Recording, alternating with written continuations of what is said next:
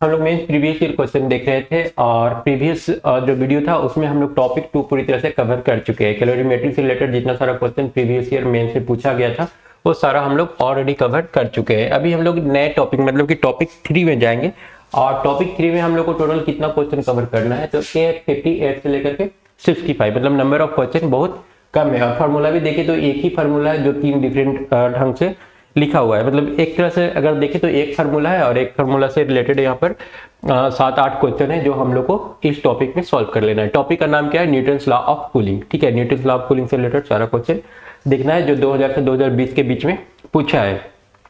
और उसके बाद करना क्या है, जब एक बार इस सारे क्वेश्चन को सॉल्व कर लो तो रिवीजन कर लो। रिवीजन करने के बाद फिर फाइनली जो 2020 के बाद का पेपर है उसका टेस्ट अटेंड करना है। हालांकि वो टेस्ट तब अटेंड करना है जब अक्टूबर का टाइम निकल जाए। ठीक है, 11, 12 सारा जो QIQ होता है ये स्टूडेंट को 11th वाला 11th में, 12th वाला 12th अक्टूबर तक सारा कवर कर लेना होता है। और अक्टूबर के बाद उनके पास समय होता है टेस्ट अटेंड करने का कि ये सारा QIQ सॉल्व कर लेने के बाद फाइनली जब अक्टूबर तक मान लो कोर्स खत्म हो जाता है 12th का, तो नवंबर, दिसंबर, जनवरी में ये देखना होता है कि जो 2021, 22, 23 का जो पेपर है उस पेपर को अगर हम लोग सॉल्व करते हैं तो सॉल्व करने के बाद 50% क्वेश्चन खुद से सॉल्व हो जाता है कि नहीं होता है, और बाकी इधर उधर का कोई भी क्वेश्चन देखना नहीं रहता है। तो पहले समझ लेते हैं क्या। तो पहले तो न्यूटन्स लॉ ऑफ कूलिंग बताता है क्या है। तो Newton's law of cooling actually rate of cooling बताता है। ये बताता है कि रेट ऑफ कूलिंग जो होता है ना किसी ऑब्जेक्ट का, वो किस चीज पर डिपेंड करेगा। तो वो डिपेंड करता है एक उस ऑब्जेक्ट के टेम्परेचर। ठीक है, जैसे मान लेते हैं हम यहाँ पर कोई ऑब्जेक्ट ले लेते हैं, ठीक है, या फिर कोई स्फीयर ही ले लेते हैं। ठीक है, वो स्फीयर कितना फास्ट ठंडा होगा वो किस चीज पर डिपेंड करेगा। तो एक स्फीयर का टेम्परेचर कितना है उस पर, और दूसरा एटमॉस्फेयर का टेम्परेचर क्या है उस पर। मतलब ये जो है ऑब्जेक्ट का टेम्परेचर हो गया और ये एटमॉस्फेयर का टेम्परेचर हो गया। हम यहाँ पर एक अगर एग्जांपल के जरिए समझने की कोशिश करें तो जैसे मान लो कि ये हमारा एक स्फीयर है। ठीक है, इस स्फीयर का टेम्परेचर 100 डिग्री ले लिए हम लोग। एक दूसरा स्फीयर है और इसका टेम्परेचर है 40 डिग्री। ठीक है, इन दोनों को रूम टेम्परेचर पर रखते हैं। रूम टेम्परेचर पर रखने के बाद देखते हैं कौन ज्यादा फास्ट मतलब ठंडा हो रहा है। तो हम लोग देखेंगे कि जिसका डिफरेंस ज्यादा है, जैसे रूम टेम्परेचर मान लो 37 डिग्री, तब इन दोनों के बीच का डिफरेंस ज्यादा है, ये ज्यादा तेजी से ठंडा होता हुआ दिखाई देगा। तो यही था हम लोग का न्यूटन्स लॉ ऑफ कूलिंग। मतलब इसमें dt/dt डायरेक्टली प्रोपोर्शनल होगा T माइनस T0, जहां पर T ऑब्जेक्ट का टेम्परेचर है, T0 एटमॉस्फेयर का टेम्परेचर है। ठीक है, ये हो गया रेट ऑफ कूलिंग, मतलब टेम्परेचर कितना फास्ट टाइम के रेस्पेक्ट में गिर रहा है वो। इसी को थोड़ा सा अगर हम लोग आगे बढ़ा दें, मतलब थोड़ा सा डीपली जानने की कोशिश करें, तो यहाँ पर देखो इसको हम लोग क्या बोलते हैं, एवरेज टेम्परेचर मेथड। एवरेज क्यों बोल रहे हैं, यहाँ पर ये जो T लिखा हुआ था ना, ये T यहाँ पर कन्वर्ट हो गया T1 + T2/2 में। तो ये T1 + T2/2 में कब कन्वर्ट होता है? जनरली जब क्वेश्चन देता है ना एग्जाम में, तो वो बोलता है कि जैसे कोई स्फीयर है, ठीक है, ये स्फीयर हो गया, ये 5 मिनट में 80 डिग्री से मान के चलो 40 डिग्री या फिर 60 डिग्री पहुंचा। ठीक है, 5 मिनट में ये 80 डिग्री से 60 डिग्री पहुंच गया। तो बताओ अगला 5 मिनट में वो 60 डिग्री से कितना डिग्री पर पहुंच जाएगा। इस टाइप का जनरली क्वेश्चन पूछता है, कितना डिग्री पर पहुंच जाएगा। तो इस केस में हम लोग क्या करते हैं ना कि यहाँ पर अब एग्जैक्ट टेम्परेचर तो दिया हुआ है नहीं, एक इंटरवल है, एक इंटरवल में दिया है कि ये 80 से 60 हो रहा है। तो हम लोग एज्यूम कर लेते हैं, अगर इसमें एक पॉइंट में कन्वर्ट करना है ना, तो हम लोग क्या करते हैं, इसका एवरेज ले लेते हैं। हम लोग ये एज्यूम कर लेते हैं कि बीच का कोई टेम्परेचर रहा होगा, अगर ओवरऑल 5 मिनट में हम लोग देखें तो वही 80 + 60/2 हम लोग यहाँ पर यूज कर लेते हैं। और यहाँ पर क्या लिया जाता है, यहाँ पर डिफरेंस लिया जाता है। मतलब कि एक 80 + 60/2 है, एक 80 - 60 यहाँ पर जो टाइम दिया हुआ रहेगा वो। अब ए फार्मूला और ए फार्मूला भी सेम ही है, ए फार्मूला डिफरेंट है नहीं। फिर हम कैसे जानेंगे कहाँ पर कौन सा फार्मूला यूज करना है। तो यहाँ पर देखो, यहाँ पर लिख रखा है कि अगर स्मॉल टेम्परेचर चेंज हो रहा है, स्मॉल टेम्परेचर चेंज कहने का मतलब कि 60 से 80 हुआ, 80 से 60 हुआ, फिर 60 से 40 हुआ, इस टाइप से छोटा छोटा अगर चेंजिंग दिया रहे और कंटिन्यूअस रहे 60 से 60, तो उस केस में जनरली हम लोग ए फार्मूला यूज करते हैं, जो क्वेश्चन को देख करके समझ में आ जाएगा। जब हम लोग क्वेश्चन सॉल्व करेंगे ना तो ये चीज ज्यादा क्लियर होगा। और दूसरा सेम इंटरवल, जैसे यहाँ पर हम एग्जांपल लिए थे तो ये भी 5 मिनट का था और फिर ये नेक्स्ट अगला 5 मिनट में पूछा था कि बताओ टेम्परेचर कितना हो जाएगा। तो सेम टाइम इंटरवल अगर दिया हुआ है तो उस केस में हम लोग ए वाला फार्मूला यूज करते हैं। और अगर टाइम निकालने के लिए दे दे तो फिर हम लोग ए वाला फार्मूला यूज करेंगे, जो कि देखेंगे हम लोग अगला वाला वीडियो में, मतलब आज के वीडियो में नहीं, इसके बाद का जो वीडियो बनाएंगे वहां पर इस फार्मूला का यूटिलाइजेशन देखेंगे और कंपेयर करने की कोशिश करेंगे कि किस तरह से क्वेश्चन में डिफरेंस रहता है इन दोनों टाइप में। ठीक है, इसके अलावा बोल रखा है कि यहाँ पर जो टेम्परेचर का रेंज होता है ना वो डिफरेंट होता है। जैसे कि बोलेगा कि बताओ अगर 5 मिनट में टेम्परेचर 80 से 40 जा रहा है तो बताओ कि ए 60 से 35 कितना टाइम में चला जाएगा। 60 से 35 बताओ कितना टाइम है। तो इस टाइप का क्वेश्चन अगर रहे जहाँ पर अब टाइम का बात है, यहाँ पर एग्जैक्ट टाइम एग्जैक्ट कितना मिनट लगेगा वो हम लोग को निकालना रहता है। तो जब एग्जैक्ट वैल्यू निकालना हो तो हम लोग फिर इस फार्मूला का यूज करते हैं। तो पहले इसका एप्लीकेशन देख लेते हैं और इसका एप्लीकेशन देखने के बाद फिर अगला वीडियो में इसका एप्लीकेशन देख लेंगे। मतलब कि अभी हम लोग 58, 59, 60 ये 3 क्वेश्चन करते हैं और शायद 61 जो क्वेश्चन है वो इस फार्मूला पर बेस्ड है। तो 61 हम लोग फिर नेक्स्ट वीडियो में, 61 के बाद वाला फिर हम लोग नेक्स्ट वीडियो में देखेंगे। मतलब इस फार्मूला पर बेस्ड सारा क्वेश्चन अभी हम लोग सॉल्व कर लेते हैं। तो ऐसा क्वेश्चन फिर फ्यूचर में कभी भी पूछेगा तो वो आसानी से बन जाएगा। ये हम लोग का टॉपिक नंबर 3 क्या है, न्यूटन्स लॉ ऑफ कूलिंग। अब चलते हैं इसका फर्स्ट क्वेश्चन, मतलब हम लोग का क्वेश्चन नंबर हो जाएगा कितना, 58 हो जाएगा। 58 देख लेते हैं किस तरह से उस फार्मूला का यूटिलाइजेशन इसमें होता है। ए मेटालिक स्फीयर पुल्स 50 to 40, एक इंटरवल दिया हुआ, एक छोटा सा इंटरवल है 50 से 40 और कितना सेकंड में, 300 सेकंड में। If atmospheric temperature is 20 degree centigrade, atmospheric temperature दे रखा है, then the sphere temperature after the next 5 minute. Next 5 minute मतलब फिर से यहाँ पर टाइम 300 सेकंड ही है। ठीक है, और उसमें लिखा हुआ था, जब अभी हम लोग फार्मूला देख रहे थे तो वहां पर लिखा हुआ था कि अगर टाइम इंटरवल सेम रहता है तो इस फार्मूला का यूटिलाइजेशन कर लेना है। ठीक है, अप्रोक्सीमेशन मेथड वाला फार्मूला का यूटिलाइजेशन हम लोग को कर लेना है। ये एटमॉस्फेयर का टेम्परेचर है तो इसका यूज कर लेते हैं। पहले T1 माइनस T2 मतलब कि 50 माइनस 40 बटा 300 सेकेंड है और इज इक्वल टू के कॉन्स्टेंट है T1 प्लस T2 बाई 2 मतलब कि 90 बटा 2 कितना हो जाएगा, 45 और माइनस एटमॉस्फेयर का टेम्परेचर 20 दे रखा है। ये हम लोग का इक्वेशन 1 हो जाएगा। इसका ये मेथड होता है, इक्वेशन 2 लिखेंगे। ठीक है, if atmosphere temperature is 20 degree then the sphere temperature in next 5 minute, बोला कि अगला 5 मिनट में टेम्परेचर कितना चला जाएगा। मतलब अभी 50 से 40 और अगला 5 मिनट में 40 से घट करके कुछ टी टेम्परेचर तक जाएगा। टाइम वही रहेगा कि एवरेज अगर निकालेंगे तो 40 प्लस टी बाई 2 माइनस 20, ये हम लोग का इक्वेशन 2 हो गया। अब हम लोग क्या करेंगे, इन दोनों को डिवाइड कर देंगे।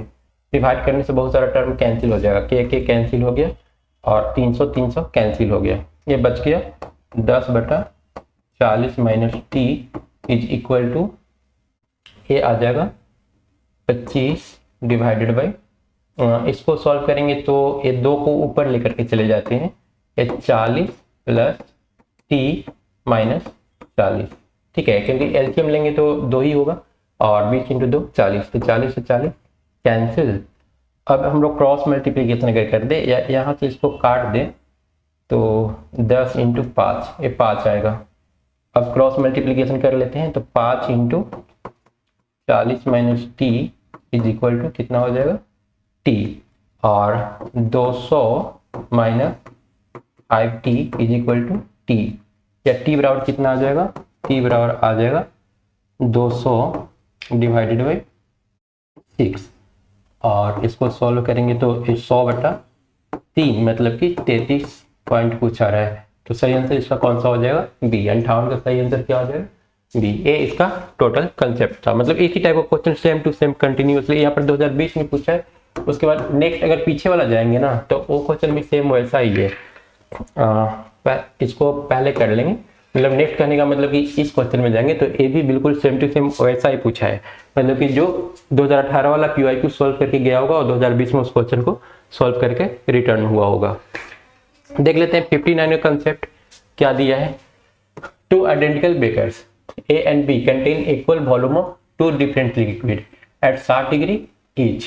ठीक है, 2 ठो लिक्विड है और दोनों एक बीकर में रखा हुआ है। टेम्परेचर दोनों का कितना है, 60 डिग्री है। And left to cool down, रख करके और ठंडा होने के लिए छोड़ दिया गया है। ठीक है, मतलब हीट उसमें से बाहर रिलीज होगा। ठीक है, हीट रिलीज का फॉर्मूला क्या हम लोग जानते हैं, Q बराबर mc into del T.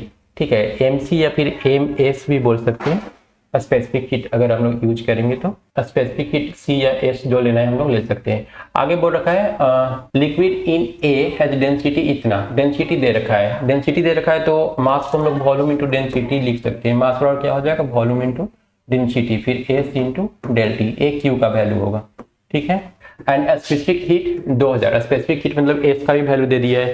While liquid in B has, B का भी वही डेंसिटी और स्पेसिफिक हीट दे दिया है। Which of the following best describe the temperature versus time graph। अब हम लोग को टेम्परेचर और टाइम का ग्राफ प्लॉट करना है A और B का, कि A और B में कौन जल्दी किसका टेम्परेचर जल्दी फॉल होगा, कौन जल्दी ठंडा होगा। कौन जल्दी ठंडा होगा ये पता करने के लिए हम लोग को ये देखना होगा दोनों में फर्क क्या है।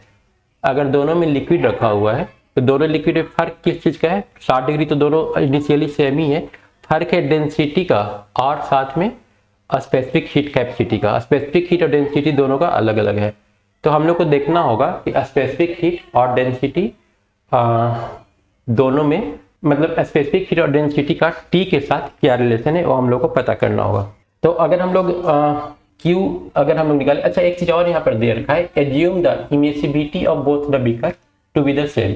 इमिसिविटी से रिलेटेड अगर कोई भी पॉइंट दिया हुआ रहे तो हम लोग क्वेश्चन को सॉल्व करने के लिए स्टेफन बोल्ट्जमैन रेडिएशन कूलिंग का इस्तेमाल करते हैं, और ये हमने इसका जो फार्मूला था पिछला वाला वीडियो में बताया था, ठीक है। इसका फार्मूला क्या होता है, इसमें जो हीट रेडिएट होता है ना वो dQ बाई dt जो होता है वो इक्वल होता है E into sigma A T⁴। और अगर एटमॉस्फेयर को कंसीडर करें तो T⁴, मतलब ये तो ऑब्जेक्ट का टेम्परेचर हो गया, एटमॉस्फेयर का टेम्परेचर T0 हो जाएगा तो इसका पावर 4, ये हम लोग का फार्मूला होता है। अब Q बराबर हम लोग क्या पढ़े, Q बराबर mc इंटू डेल टी, या फिर Q बराबर ए चीज था, तो अगर Q का वैल्यू यहाँ पर पुट कर लेते हैं तो ये हो जाएगा रो भी ए डेल टी, या इसको स्मॉल डी इस तरह से लिख देते हैं, by D T is equal to E sigma A T⁴ minus T⁴। अब यहाँ से अगर हम लोग dt बाई टी निकालने की कोशिश करें तो ये सेम चीज आ जाएगा, E सिग्मा A T⁴। और यहाँ पर जो हम लोग का रो भी एस था वो रो भी एस हम लोग का नीचे आ गया। कहने का मतलब कि रेट ऑफ कूलिंग, टेम्परेचर का जो फॉल है ना वो इन्वर्सली प्रोपोर्शनल होगा डेंसिटी और एस का, ठीक है। डेंसिटी और एस स्पेसिफिक हीट कैपेसिटी इसका क्या है, इन्वर्सली प्रोपोर्शनल है। अब हम लोग आसानी से अपना काम कर सकते हैं, मतलब अब इसका कोई रिक्वायरमेंट नहीं है, हम लोग यहाँ तक एक बार पहुँच गए, अब इसका यूटिलाइज कर लेते हैं। तो यहाँ पर अगर हम लोग रेशियो निकालने जाएंगे तो, या फिर डायरेक्ट वैल्यू ही निकाल लेते हैं, रेशियो निकाल लेते हैं dt बाई डी टी, एक किसके लिए, a के लिए, और एक dt by D T b के लिए बराबर हो जाएगा इन्वर्सली है तो उल्टा रो एस ए किसका, b का यूज करेंगे बटा रो एस ए का यूज करेंगे। अब b का रो कितना दिया हुआ है, तो b का यहाँ पर दे रखा है 4000 और 10⁻³ 4000 10⁻³ इंटू 4000 डिवाइडेड बाई नीचे में कितना दे रखा है 8 इंटू 10⁻², 8 इंटू 10⁻² इंटू 2000। अब इसको अगर हम लोग सॉल्व कर लें तो दो कैंसिल होगा और 2 से 4, कहने का मतलब कि ऊपर में हो गया 10⁻³ और 3 6, और नीचे में आ रहा है 4 इंटू 10⁻³ और 2 5, या फिर इसको ऐसे लिख सकते हैं कि ऊपर में है 10 इंटू 10⁵ और नीचे में 4 इंटू 10⁵, मतलब कि ऊपर वाला ज़्यादा है नीचे वाला कम है, मतलब कि ए का जो फॉल होगा ज़्यादा तेजी से होगा, ए का जो टेम्परेचर होगा ज़्यादा तेजी से फॉल करेगा। और वैसा किस ऑप्शन में दिखाया हुआ है, ऑप्शन बी में। तो 59 का सही आंसर क्या हो जाएगा, 59 का सही आंसर हम लोग का बी हो जाएगा। उसके बाद आते हैं question number 60। A body take 10 minute to cool from 60 से 50। 10 मिनट में ए कहाँ से कहाँ जा रहा है, 60 से 50 जा रहा है। फार्मूला हम लोग को यही यूज करना है, तो 60 माइनस 50 बाई 10 मिनट है तो 600 सेकेंड हो गया, इज इक्वल टू के इंटू एवरेज लेंगे तो 55 आ जाएगा, ठीक है। और माइनस थीटा नॉट कितना दे रखा है, the temperature of surrounding is 25, ये हम लोग 25 यूज कर लेंगे। और उसके बाद अगला केस में then the temperature of the body after next 10 minute. अगला 10 मिनट में निकालने के लिए हम लोग क्या करेंगे, 50 minus temperature T divided by 600 is equal to K into 50 plus T by 2 minus 25 हम लोग का एटमोस्फेयर का टेम्परेचर हो जाएगा। फिर हम लोग क्या करेंगे, इन दोनों को डिवाइड कर देंगे, जो कि पिछला क्वेश्चन में हम लोग किए थे 59 में। 600 कैंसिल हो गया और ये आ जाएगा 10 divided by 50 minus T is equal to यहाँ से आ जाएगा 30 डिवाइडेड बाई, इसको सॉल्व अगर कर लेते हैं तो 50 प्लस T माइनस 50 और इंटू 2, ठीक है, नीचे वाला 2 ऊपर चला गया, तो इसको अगर सॉल्व करेंगे तो 3 आएगा और क्रॉस मल्टीप्लिकेशन करेंगे तो 6 into 50 minus T is equal to 50 cancel हो गया, ये बच गया सिर्फ T, मतलब कि 300 बराबर AT और प्लस एक 6T, मतलब कि T बराबर कितना हो गया, T का वैल्यू हो जाएगा 300/7। अब 300/7 हम लोग का कितना आ जाएगा, 41 के आसपास, ये आ रहा है 42.85 मतलब अप्रॉक्स 43 हम लोग का आंसर हो जाएगा। सही आंसर कौन सा हो जाएगा इसका, ए, 60 का सही आंसर ए। उसके बाद चलते हैं नेक्स्ट क्वेश्चन नंबर 61 में क्या दे रखा है, hot water cools from 60 to 50, तो यहाँ पर 60 minus 50 divided by in first 10 minute 600 use कर लेंगे is equal to K into, फिर यहाँ पर एवरेज लेंगे तो कितना हो जाएगा, एवरेज हो जाएगा 6 5 11 55 माइनस टेम्परेचर फिर कितना है 42 डिग्री एटमोस्फेयर का टेम्परेचर है, एंड 42 डिग्री सेंटीग्रेड नहीं सॉरी सराउंडिंग का टेम्परेचर इसमें मिसिंग है, नहीं दिया है, तो सराउंडिंग का टेम्परेचर हम लोग T0 ले लेते हैं।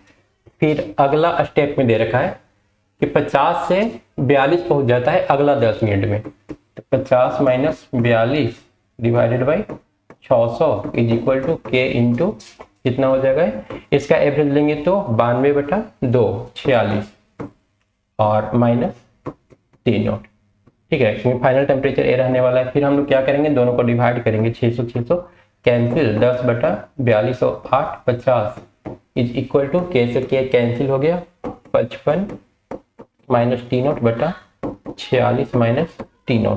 अब क्रॉस मल्टीप्लीकेशन करेंगे तो 460 minus 10 T0 is equal to 55 into 8 कितना हो जाएगा, 50 इंटू 8 440 माइनस 8 T0। अब इसको सॉल्व करेंगे तो ये 460 अच्छा यहाँ पर ये जो ठीक है, इसको अगर हम लोग इस तरफ लेकर के आएंगे तो 460 minus 440 is equal to minus 8 T0 plus 10 T0 is equal to 2 T0।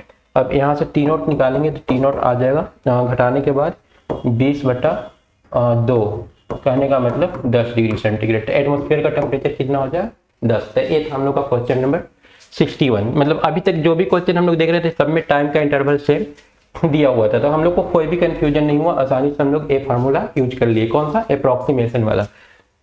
अब इसका अगला क्वेश्चन देखते हैं, क्वेश्चन नंबर 62। हालांकि अभी इसको हम सॉल्व नहीं करेंगे।